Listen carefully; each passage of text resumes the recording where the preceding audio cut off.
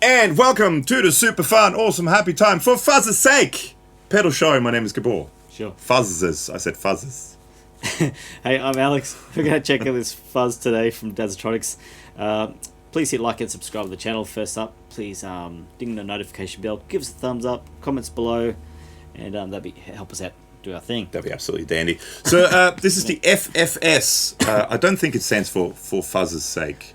But anyway, it was sent to us by Darron at Dazatronyx.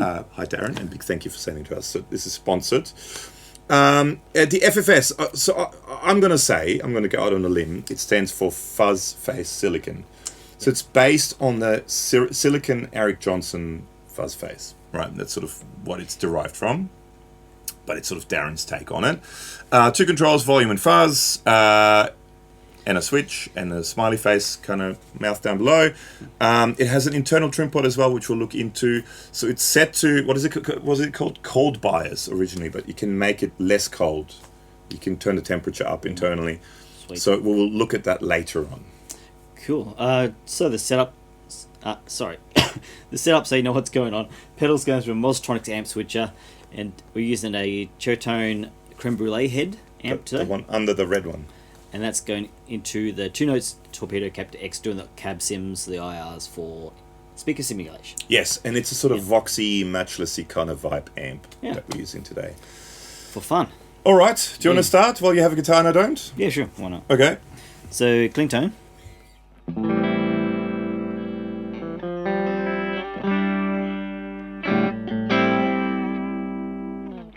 Everything at 12 o'clock, internal Trimpot set to where it is set, the way it's set when you get it. And it sounds like this.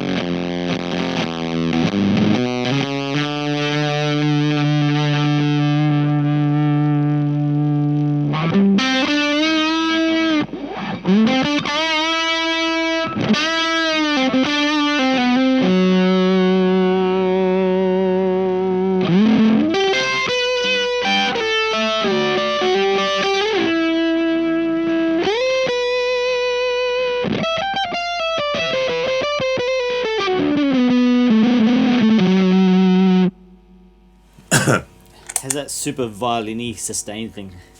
Well, Eric Johnson. Eric. Can't play anything like that, of course. Eric. No. Ezra. Ezra? Sure.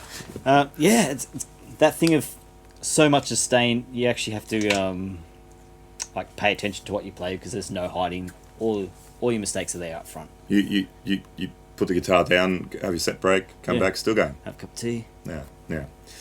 Should we try it with P90s, just for something different? So this is my Yamaha Revstar RSS02T. Big thank you to the good folks at Yamaha Australia. And playing an E chord, FFS'd, it sounds like this.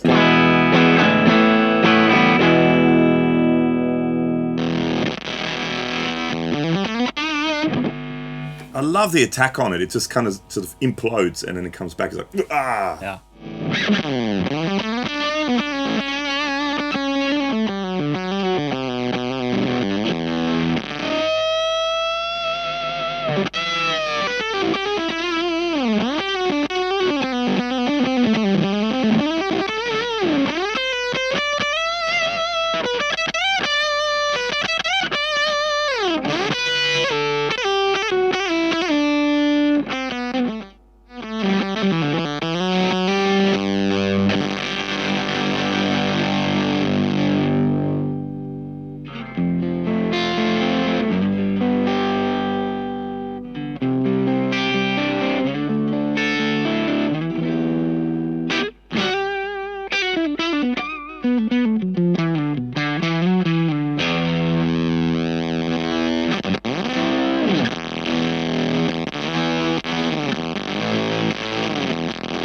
That's for the fuzz and zero. Give me more. Give more. I want more.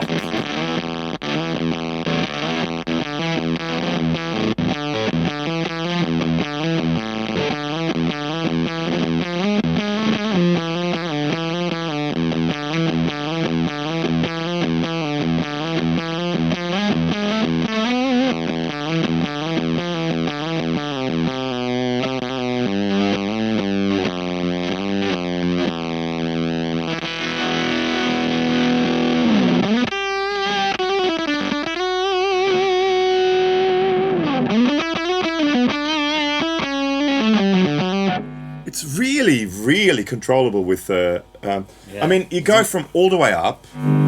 Let's get rid of the mid thing, but I'm on a bridge pickup. From all the way up, from like massively compressed, imploding kind of.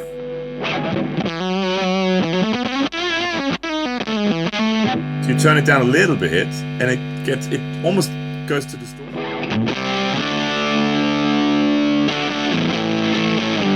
Like fuzzy overdrive distortion. You turn it down even more.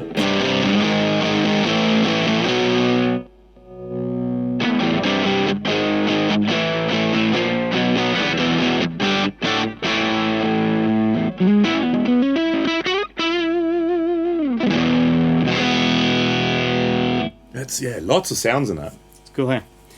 Humbuckers? Sure. It's very cool. Yeah, I like it a lot. Humbuggies, as they say. Humbuggies, as they yes. There's white coily cable. Yep. Humbuggies. Jack Flaxus.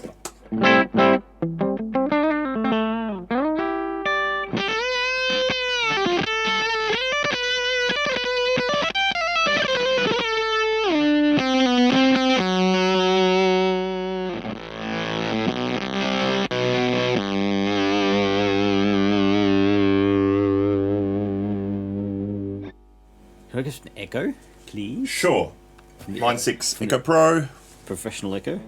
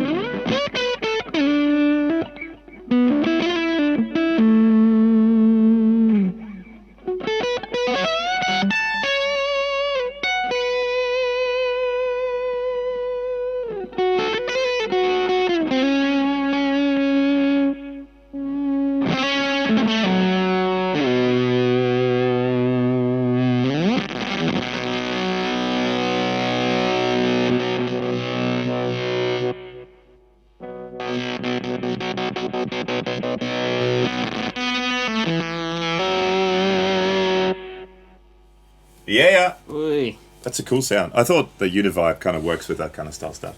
Yeah, a little bit. I'm going to quickly try it now because everyone is on the edge of the seat wanting to know, what does it sound like with a guitar tuned to C standard tuning, like a low-tuned guitar, such as this one.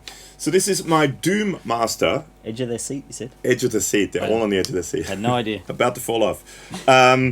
Vander Guitars body, Dave. Bagley guitar.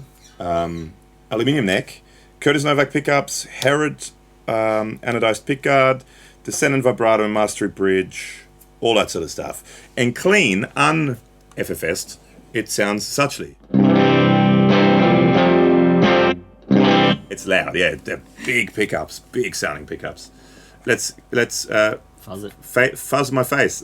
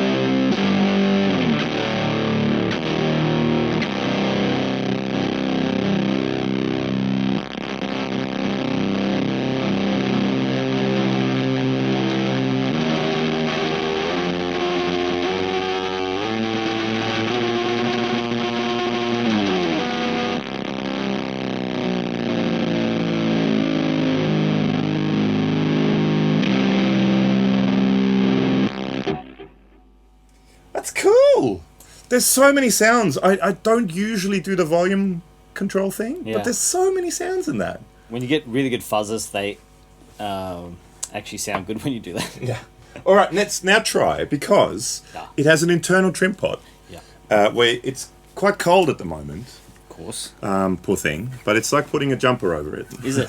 So what we're doing now is, through the magic of television, we're going to turn it over. So another thing with Darron's stuff is if you look at the internals, it always looks rather lovely. Yeah. Right. So now there's the Trimpot. I have no idea which way to go and what to do with it at the moment, but let's just see. Let's find a sound. Right, let's find a sound that you like.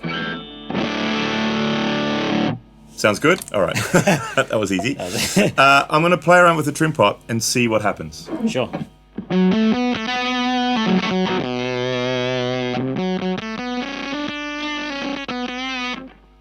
It's getting more gated.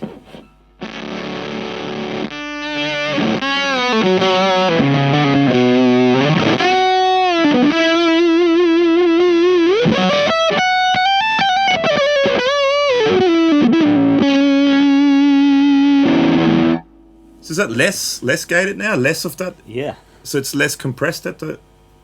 It's less Velcro-y. Like when you hit it, does it do that like where it kind of goes away? Less. Yeah. So as you turn it clockwise, so it's all the way clockwise now. Yeah. As you turn it counterclockwise, it gets more. So it was almost all the way counterclockwise. Hence the cold. Hence the cold. I guess that's what it means. So it's got that more. It has that kind of initial attack where it kind of implodes as you attack it. So you get all the way left. All the way counterclockwise. Ooh.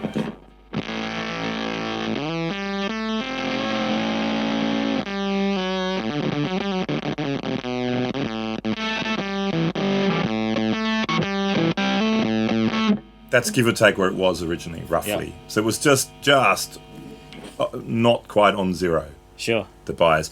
But I think it sounds pretty cool, actually. Let's go all the way up again. I like it when it's kind of a little bit more open. A little bit more open, yeah.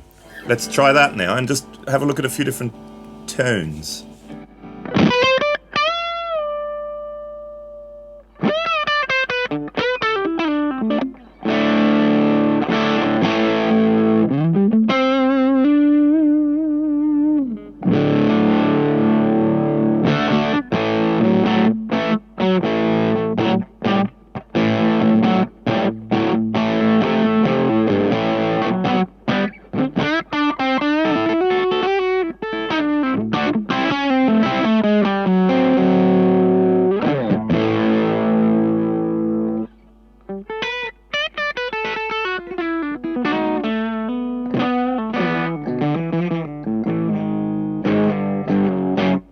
Actually, let's have another quick look, because I mean now it's like just a much more open fuzz. Yeah. What if we meet it somewhere in the middle? Right, so we're going maybe not quite as low as it originally was, but just go like there somewhere.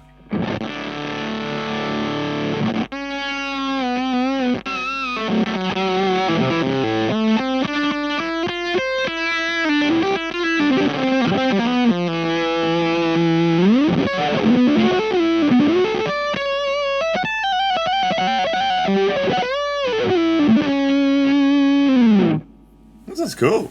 So that's backed up a little bit. So it's not all the way up. It's maybe somewhere not quite in the middle. It's sort of more in a higher end. Okay, let's just the same thing again with the Yamaha.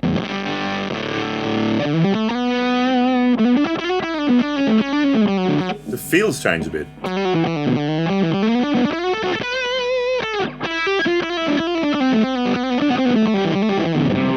I almost like it better like that, like a bit more open, a bit less of that attack. Although I like the attack too, but it's a feel thing. Changes. It's a feel thing, yeah. Hopefully that comes across. Okay, now I'll do just volume down.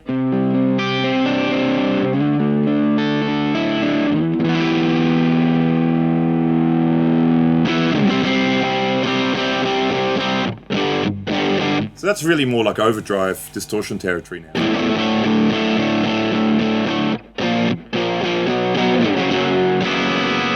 Okay, so maybe halfway.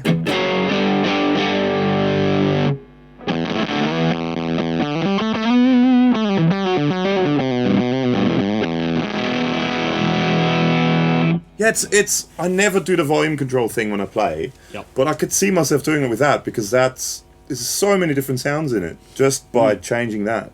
Interesting. It's pretty cool. I like it. I like it a lot. Should we quickly run into slightly more overdriven amp just to see what that sounds like? We can do that right now. Excellent. So we're going now to the same amp. We just, what did you do? Just turn the volume up. Just turn it up. Well, so it's now a bit more cranked. So it's got a more. It's a cranked Vox matchless style amp. Sounds really good actually. For the sort of strummy stuff, sounds very good. All right, fuzz me.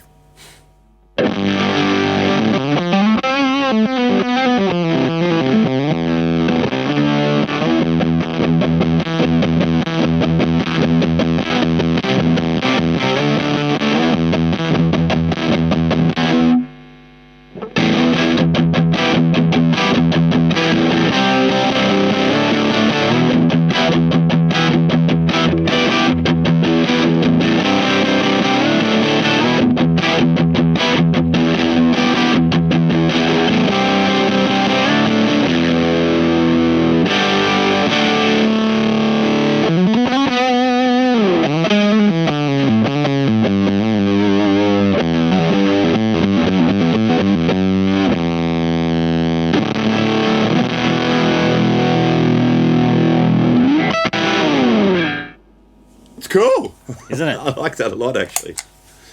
It's kind of a Les Paul thingy.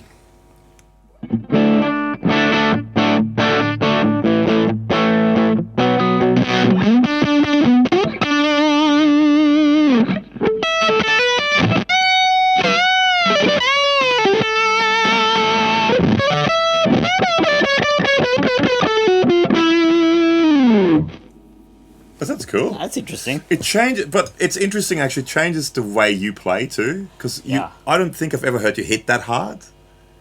Like you're picking harder to get that almost envelope kind of as you're picking.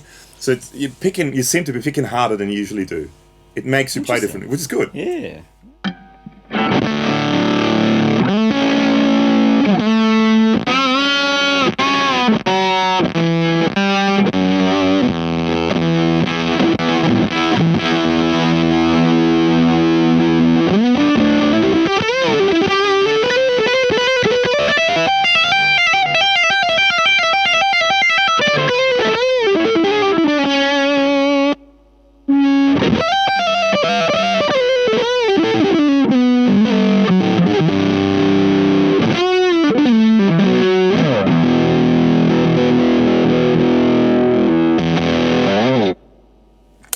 Sounds good. All right, now let's try it with the higher output pickups and the guitar tuned to C standards.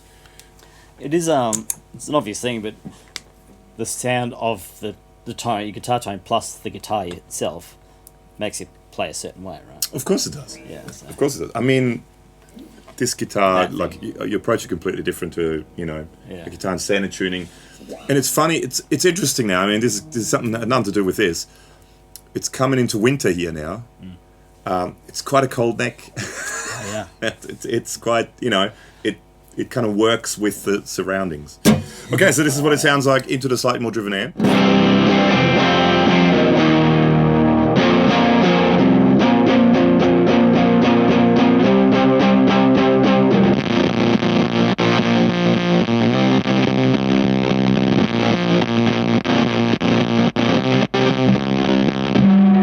It's like that sidechained compressor thing in EDM music where it's got it sucks the thing.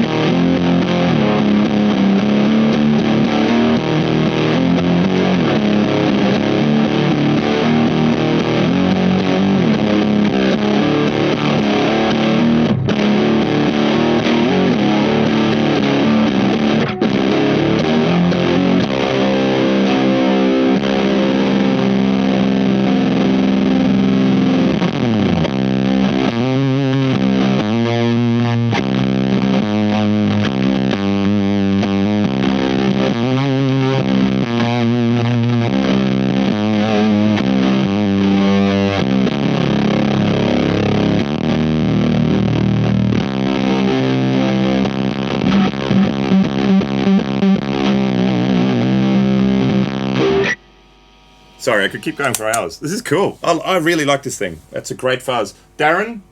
Whew. 2 thumbs up from me. Me. That's a really, really cool sounding fuzz.